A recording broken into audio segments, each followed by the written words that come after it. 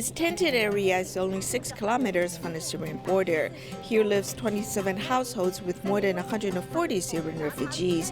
More than 3 years ago, they migrated from the Zaatari refugee camp. Wherever there's work, they'll go as they have become modern nomads. The twilight sun warms this desolate land as children play with toys made from recycled products brought by Tzu Chi volunteers from Taiwan. The fate of these 27 families is closely related because they're actually the same Alma tribe from southern Syria. When they were in Syria, there were as many as 700 households. After the war broke out, they fled to Jordan, Lebanon, and Turkey. They have no contact with the other 600 households.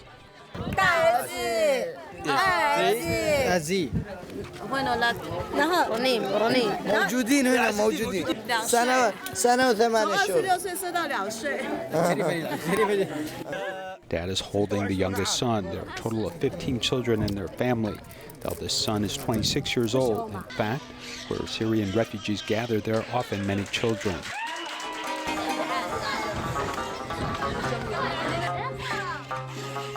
The number of children actually reflects the survival crisis of refugees. The Jordan INGO Forum found that Syrian refugees generally marry early. Some parents think it is safer to let their daughter get married early, making them more stable and reducing the burden on the family. Because they are not allowed to have birth control in Islam, they don't advocate birth control. We used to argue with a charity responsible for their women's protection. They said that so many of them die in the war, we must produce more children. Humanity needs to continue, so they will populate. So on the other hand, some refugees get married early, but there are also special problems, and another aspect is education. My personal opinion is that you have escaped and are so poor that it must be even more difficult to raise children. What can be done now? 3 years ago, they found this land. The landlord allowed them to put up tents, and they slowly built this brick house. If they're farming for the farm owner, they can use the water and the electricity for free.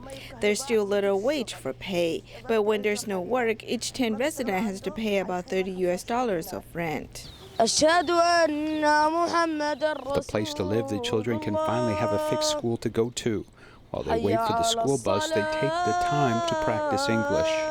14, 15, 16, 17, 18, 20. 35% of the population of Syrian refugees in Jordan are school-aged children. So there are about 40% who are either doing informal education, so more out-of-school catch-up classes, or simply out of school. At first, there was a racial problem between Jordanians and Syrians, but then there were many children, both big and small, who went to work instead of going to school. Some of these older children who are 13 or 14 years old this year don't go to school because they work. 17-year-old Mohammed has been working on this farm for 6 years. He came to Jordan from the age of 11 and was a child laborer. His academic qualifications are just at the 4th grade of elementary school when he fled Syria. Am I studying or working? I'm working. I don't study, no. On average, I would say that each particular worker receives about $500 a month. Sometimes there are only 6 months of work a year. Refugees work 10 to 15 hours a day and receive a salary every 3 months. Employers pay between $7,000 to $21,000 to labor agents, who will then pay 50 workers. Working for 1 hour is about $1.5. So these workers don't get as much as Jordanians.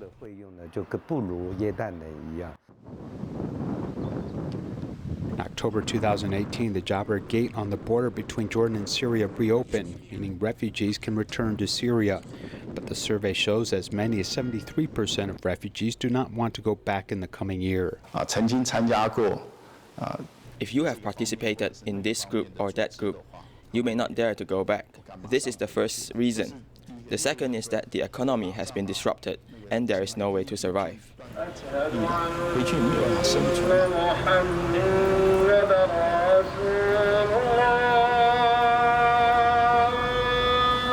It's also also very difficult to survive in Jordan, and Syrian refugees even clashed in 2016 over work. In response to the needs of refugees, the United Nations and the Jordanian government allowed 4 major industries to employ refugees, releasing 125,000 work permits. Since 2016, when the Jordan Compact happened, Syrian refugees have been able to apply for work permits in Jordan, which is an incredible step forward. So in agriculture, manufacturing, hospitality industries and construction. And we see that most of the refugees, when they do apply for permits, it is in manufacturing and agriculture. Currently, 80% of Syrian refugees in Jordan still live below the poverty line. On the one hand, the Jordanian government must protect the right to work of its own people. But on the other hand, it must also take into account the humanitarian needs of the refugees. How to create a win-win situation is still a difficult balancing act at the moment.